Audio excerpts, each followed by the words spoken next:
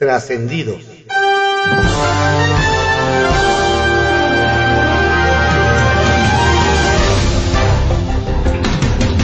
Continuamos con la audiosíntesis informativa de Adrián Ojeda Román, correspondiente al viernes 11 de agosto de 2023.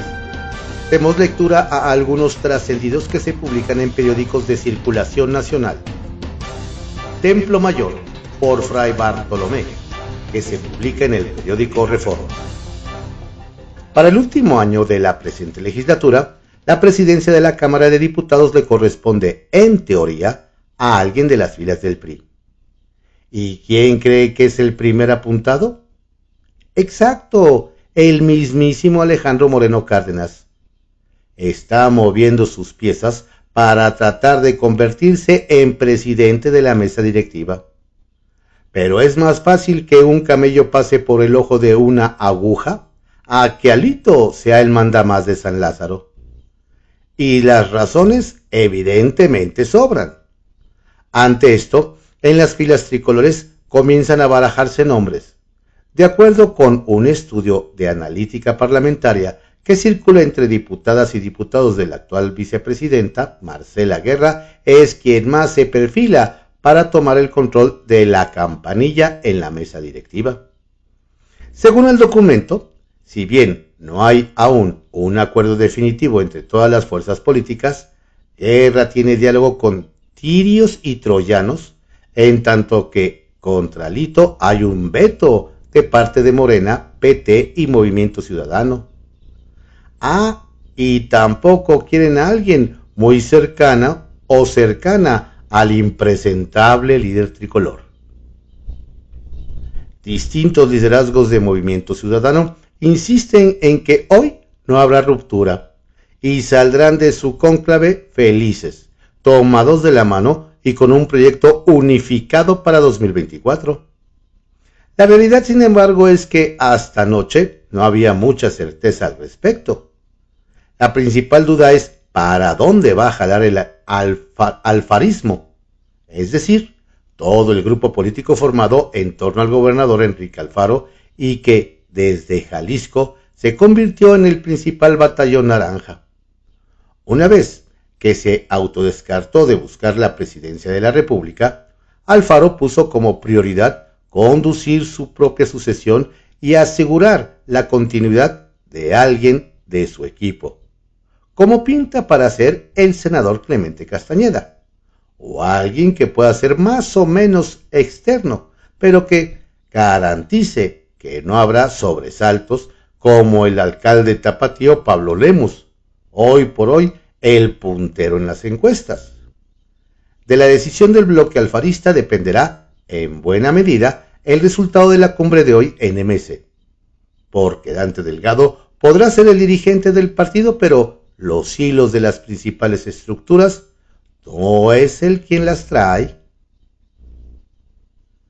En el mismo país donde se estrenó un aeropuerto sin vuelos y se echó a andar una refinería que no refina, en Palacio Nacional se presentó ya la aerolínea que no tiene aviones, ni pilotos, tampoco tripulaciones, y mucho menos sentido, pero al menos ya tiene nombre: Mexicana.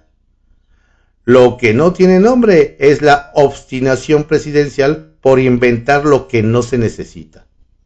Si la idea es abaratar los vuelos, ¿por qué no apoyar a las aerolíneas nacionales ya existentes? O mejor aún, reducirles a los pasajeros el TUA, que es carísimo. Vaya, simplemente con tener instalaciones dignas en el deplorable Aeropuerto Internacional de México sería suficiente. Pero claro, eso no luce en las mañaneras.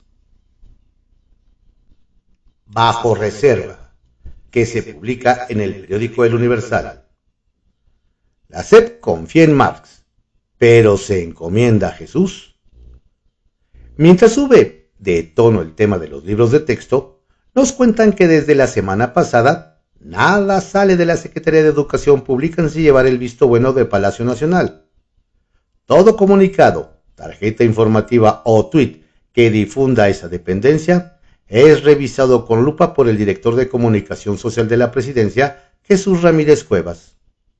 Una cosa es que el joven Marx Arriaga sea muy valorado en Palacio, y otra que se deje en sus manos la comunicación en este asunto, que mal llevado puede tener repercusiones importantes, porque afecta a millones de niños, y en una de esas, al voto de sus padres. Así que ahora se puede decir que los libros están en manos de Marx, pero bajo el mandato protector de Jesús. Había firmas patito de los aspirantes del PRD. Nos cuentan que ayer fueron recibidos los dirigentes del PRD en el comité organizador del proceso interno del Frente Amplio por México y expresaron su inconformidad por haber sido excluidos, según ellos, de la siguiente etapa por incumplir con los requisitos para la obtención de las 150,000 firmas. Pero nos informan que los integrantes del comité les mostraron algunos ejemplos de firmas que cayeron en sus registros y lo inverosímil de las credenciales y de fotos de algunos ciudadanos. En el partido del Sol Azteca, el miércoles por la noche estaban muy enojados porque quedaron eliminados Miguel Ángel Mancera y Silvano Aureoles, e incluso hubo quien pidió abandonar el frente. Pero quizá luego se acordaron que podrían quedar en una votación testimonial en 2024 y optaron al estilo López Obradorista por pausar en lugar de romper. Hay de firmas a firmas y las patito no alcanzaban para tanto moño. Expriistas prefieren su bancada que entrar a MC. Pese a las ofertas de Movimiento Ciudadano para que algunos de los senadores que renunciaron al PRI se suben a su grupo parlamentario, nos cuentan que los 4 extricolores se mantienen unidos y con la firme intención de formar su bancada a partir de septiembre, con el inicio del nuevo periodo ordinario. En la Junta de Coordinación Política nos hacen ver hay disposición para reconocerlos como grupo parlamentario con voz, pero sin voto en ese órgano de gobierno. Eso sí, nos aseguran, pese a la negativa de Miguel Ángel Osorio, Claudio Ruiz Massieu, Erubiel Ávila y Nubia Mayorga a integrarse al MC, el llamado bloque de contención opositor se mantiene cohesionado. Línea 13, que se publica en el periódico Contrarréplica. Ciudad de México, líder en capacitación de inversión extranjera. La Secretaría de Desarrollo Económico, SEDECO, informa que, de acuerdo con datos de la Secretaría de Economía Federal, durante el primer semestre de 2023, la Ciudad de México fue la entidad federativa que más captó inversión extranjera directa YED, con 10.225 millones de dólares, seguida de Nuevo León con 2.795 millones de dólares y Baja California con 1.463 millones de dólares. El titular de la SEDECO, Fadlallah Akabani, indicó que la ciudad concentra el 35% de los 29.041 millones de dólares de la YED nacional al primer semestre de 2023, lo que representa la confianza del mundo para invertir en la capital, gracias a la estabilidad económica lograda por el gobierno de México, así como al buen desempeño del gobierno capitalino en el sector financiero, seguridad pública, conectividad y telecomunicaciones. Evitar violencia. La diputada Adriana Espinosa de los Monteros presentó ante la Comisión Permanente del Congreso de la Ciudad una iniciativa para la creación de la Ley de Almacenamiento, Comercialización y Uso de Precursores Químicos y Ácidos, a fin de regular su comercialización, así como su almacenamiento y uso con atención de manera prioritaria de los que sean utilizados en perjuicio de la integridad física de las mujeres. La legisladora precisó que para evitar la violencia con productos químicos, especialmente contra mujeres, es preciso prohibir la venta de estos a menores de edad y en cantidades que pueden generar daño a la integridad y vida de las personas. Interés superior. Por el interés superior de la niñez, que su voz se haga ley, fue el lema del segundo Parlamento de la Niñez realizado en el Congreso de la Ciudad. En esta actividad participaron 34 niñas y niños de 6 a 12 años, que se refirieron a los temas que más les preocupan e hicieron planteamientos para su solución. Al respecto, la diputada Polipnia Romana agradeció el interés y trabajo de los y las infantes, así como de las y los legisladores que han impulsado iniciativas en favor de este sector social. Lo que ustedes propongan hoy se puede convertir en ley. La toma de protesta hoy es un compromiso con las personas que necesitan de su ayuda, expresó la legisladora a las y los participantes. El Caballito, que se publica en el periódico El Universal. Se alistan para voto de presos sin sentencia en Ciudad de México. Nos cuentan que el consejero electoral Bernardo Valle estará a cargo de la Comisión Provisional para la implementación del voto de personas en prisión preventiva, quienes deben ser tomados en cuenta en las próximas elecciones. Nos dicen que don Bernardo deberá garantizar a los presos sin sentencia de todas las cárceles capitalinas, como a Christian von Roerich, su derecho al voto. Nos aseguran que esto será un reto mayúsculo porque el consejero buscará también que los presos capitalinos que están en las cárceles de otros estados puedan de igual forma emitir su sufragio, si es que así lo desean. Hay que recordar que el garantizar el voto a las personas en prisión preventiva en la Ciudad de México fue aprobado por los diputados locales el pasado 31 de mayo. Critican al regidor de Morena. Nos platican que el regidor de Morena de Toluca, Mario Alberto Hernández Cardoso, ha causado polémica en las últimas semanas. Este jueves, nos dicen, interrumpió en diversos momentos la sesión de Cabildo Juvenil en el municipio para mostrar fotografías de la protesta del viernes pasado, donde fue detenido por la policía municipal por vandalizar el espacio público al participar en el retiro de los cajones de parquímetros virtuales. Los asistentes criticaron que al exponer su caso minimizó el esfuerzo de los jóvenes que participaron en el ejercicio para expresar sus propuestas de políticas públicas. Nos refieren que tal parece que don Mario Alberto quiere llamar la atención del próximo gobierno morenista. Los adeudos en el Edomex. Nos dicen que la diputada local morenista Azucena Cisneros consideró que las dependencias que no han pagado sus aportaciones al ICEMIM deben ser sancionadas porque lo tienen al borde del colapso financiero, pues su deuda es de casi 6,100 millones de pesos.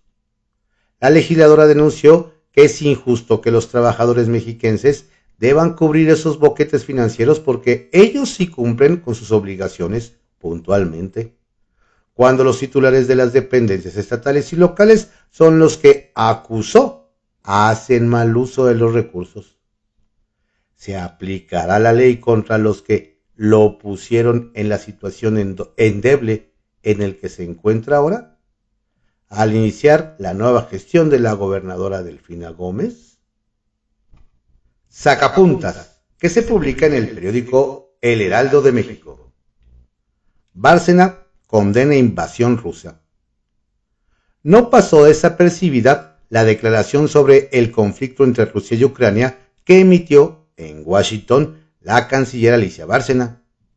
La responsable de la política exterior mexicana sostuvo, sin tapujos, que se trata de una invasión, término que había sido evitado por la administración del presidente López Obrador. Aseguró que México está totalmente en contra de la invasión rusa a Ucrania porque viola la Carta de las Naciones Unidas. explica FAM su proceso en Estados Unidos. Hablando de Washington, el Frente Amplio por México, integrado por PAN, PRI y PRD, también hace proselitismo allá. Resulta que la jefa de vinculación internacional de ese bloque, Ildefonso Guajardo, visitará la capital estadounidense la próxima semana para explicar el proceso de selección del abanderado presidencial. Ese efecto sí se ve. Detallazo del aspirante presidencial de Morena, Claudio Sheinbaum, con la secretaria de Seguridad, Rosa Isela Rodríguez, en su recorrido por Ciudad Valle, San Luis Potosí. Visitó a su madre, la maestra Toñita, quien durante casi medio siglo impartió clases en comunidades rurales. Dialogaron con mucho afecto. A ensalzar el comunismo. Con el tino que los caracteriza, la diputada federal Jacob Polensky y el diputado de la Ciudad de México Héctor Díaz Polanco, ambos de Morena, serán panelistas en un evento para ensalzar el pensamiento del comandante en jefe Fidel Castro. Será hoy en la Embajada de Cuba y, por supuesto, en sus intervenciones lanzarán elogios al comunismo y al régimen castrista. La renuncia de Tadei. Se le complicó aún más el control del INE a su presidenta Guadalupe Tadei. Además de tener nombramientos pendientes y ser objeto de descalificaciones del presidente y Morena, le renuncian funcionarios. Es el caso de Ignacio Ruelas, a quien designó hace 3 meses como director de administración. Argumentó motivos de salud para dejar el cargo. Rostros puntuales, por Antonio Huerta Gutiérrez, que se publica en el Diario Puntual. Se acerca el 15 de septiembre y la gente de la diputada Nelly Herrera se relame los bigotes. El equipo de la exaspirante derrotada a la gubernatura afirma que, sin duda, Ana Lilia será impuesta como dirigente priista estatal por el nefasto dirigente nacional del PRI, Alejandro Alito Moreno. Se trataría de una fuerte ruptura del tricolor mexiquense que adelantarían los funerales de ese partido. Kiosco, que se publica en el periódico El Universal. Ahorcan protestas y falta de recursos a Fiscalía de Zacatecas. El que anda con el Jesús en la boca en Zacatecas, nos cuentan, es el fiscal estatal Francisco Murillo Ruiseco, luego de que un grupo de trabajadores, principalmente forenses, se manifestó para exigir un aumento salarial por la carga de trabajo que se ha incrementado a causa de la violencia, y pidieron su renuncia si no hay solución.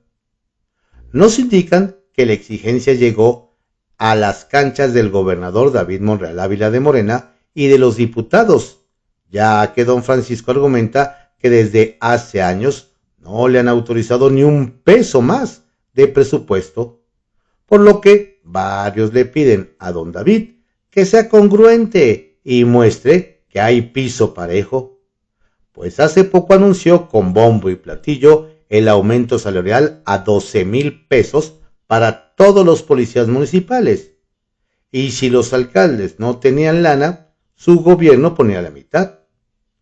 ¿Qué dirá don David? El vecino incómodo. En Nuevo León nos comparten que el líder fundador del Frente Nacional Anti-AMLO, Frena, Gilberto de Jesús Lozano González, recibió una chamuscada. Eso de sus vecinos en una zona exclusiva del sur de Monterrey, pues en la vía pública cerca del acceso colocaron una enorme manta con su fotografía en la que le exigen pagar más de 300,000 pesos que debe por cuotas de mantenimiento desde hace más de 4 años. Nos refieren que el pleito casero se fue a tribunales y don Gilberto perdió y fue condenado por una juez a pagar las cuotas pendientes, pero además deberá cubrir un interés moratorio y, por si fuera poco, cubrir los gastos judiciales, aunque todavía puede impugnar, como dicen, palo dado, ni Dios lo quita. ¡Auch! Gober Salomón pagará el pato. Donde se aplica el no me ayudes, compadre, nos platican, fue en el gobierno de Puebla, pues por unos funcionarios que no solucionaron un conflicto laboral, será el gobernador Sergio Salomón Céspedes de Morena quien pague el pato. Nos relatan que un empleado gubernamental de la tercera edad presuntamente fue despedido injustificadamente.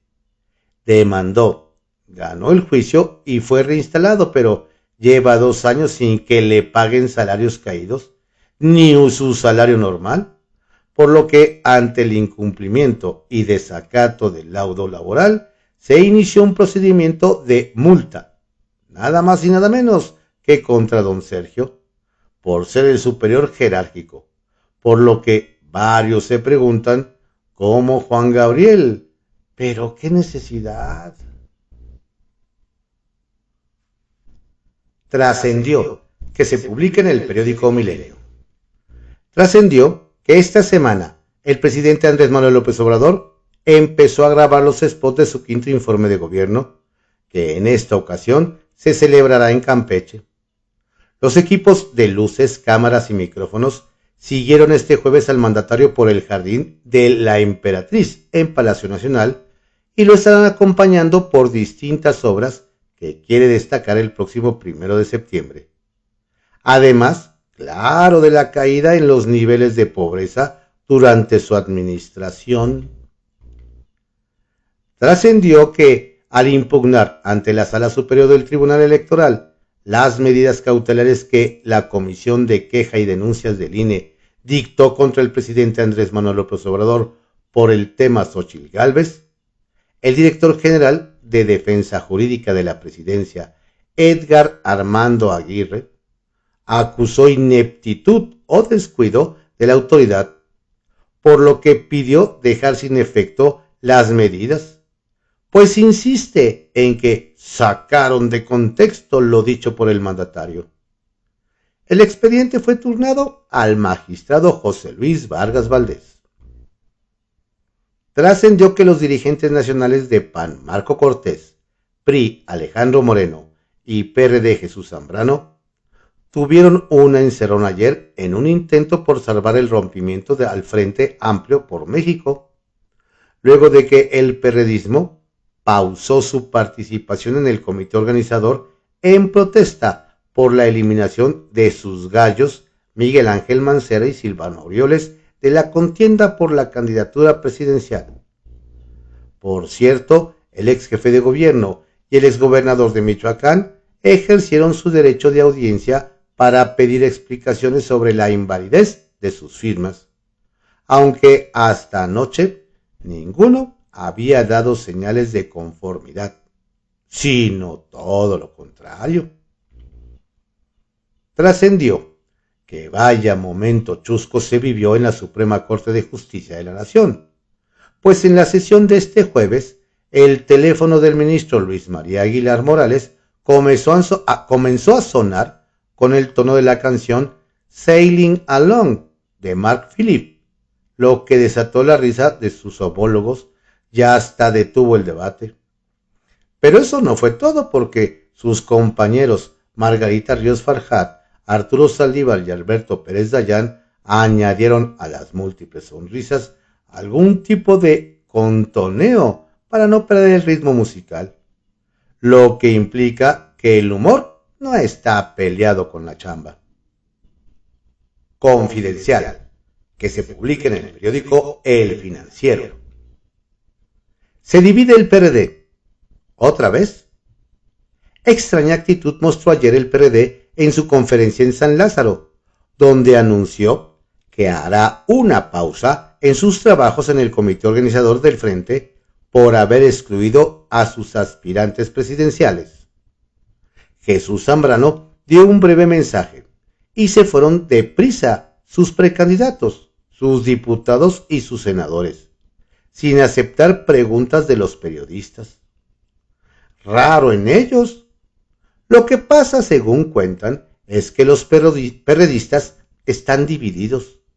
Hay quienes piden mostrar más fuerza, más dureza y dejar el frente, pero otros como Zambrano, que insisten en continuar en la alianza con Alito Moreno y Marco Cortés. Por lo pronto, su audiencia con el comité no tiene horario ni fecha en el calendario. La bienvenida de Pío. Durante su visita a San Cristóbal de las Casas, Chiapas, Marcelo Ebrard fue recibido por Pío López Obrador, hermano del presidente. En diferentes momentos, Pío ha hecho público su apoyo al ex canciller y no lo iba a dejar ir a su estado sin darle la bienvenida. Mucha camaradería y mucho aprecio entre ambos. Lo que no queda claro es que Ebrard se beneficie con esta relación. Sheinbaum cuida las formas para no ser cepillada. Un grupo de Dreamers presenció el mitin de Claudia Sheinbaum en Venustiano Carranza. Ya al final, en una charla con ellos en inglés, le señalaron: ¿y usted será un símbolo para las mujeres en todos lados? La ex jefa de gobierno respondió que es un símbolo, sí, es un símbolo, que una mujer pueda convertirse en... No puedo decirlo porque, ¿sabes? No puedo decir presidenta, pero sabes a lo que me refiero, ja, ja, ja, ja. No, pues menos mal que cuida las formas en sus asambleas informativas. No vaya alguien a pensar que está haciendo proselitismo rumbo a 2024 y la cepille el INE, ¿verdad? ¿Y la regulación de cannabis? Se cumplen 2 años de que habitantes del municipio de Tetecala, Morelos, se manifestaron con plantas de marihuana en mano para exigir a la COFEPRIS permisos de siembra con fines de uso lúdico y medicinal de cannabis. Eran momentos en que, supuestamente, el Senado discutiría una vanguardista iniciativa que pretendría regular desde la siembra y producción hasta la transformación, distribución, comercialización y consumo del cannabis. A 2 años de distancia, ni Tetecala ha cumplido su sueño de convertirse en el primer pueblo canábico de Latinoamérica, ni la iniciativa tiene vistos de prosperar. Baja importante en el INE. A días de que el INE deba tener lista su propuesta de presupuesto para enviar al Ejecutivo, al titular de la Dirección Ejecutiva de Administración, Ignacio Ruelas, le dio por renunciar, argumentando motivos de salud. El funcionario es uno de los pocos nombramientos, no le alcanzan los respaldos para más, que había hecho Guadalupe Tadei, consejera presidenta, a su llegada del instituto. AMLO agarra parejo contra INE. Hablando del INE, tal parece que se acabó la luna de miel entre el presidente López Obrador y el instituto, pues ayer acusó directamente a la consejera Claudia Zavala de tergiversar sus declaraciones para acreditar violencia política de género en su contra. Además dijo, con su respectiva carga de ironía, que todos los del Consejo General son tan rectos y honestos como los magistrados del tribunal. Gajes del home office en la Corte. El que pasó un momento de pena fue el ministro Luis María Aguilar, quien olvidó silenciar su computadora durante la sesión de este jueves, justo cuando el ministro Juan Luis González Alcántara iba a hablar. Empezó una música de fondo que terminó con Aguilar rojo de vergüenza pidiendo perdón por su descuido.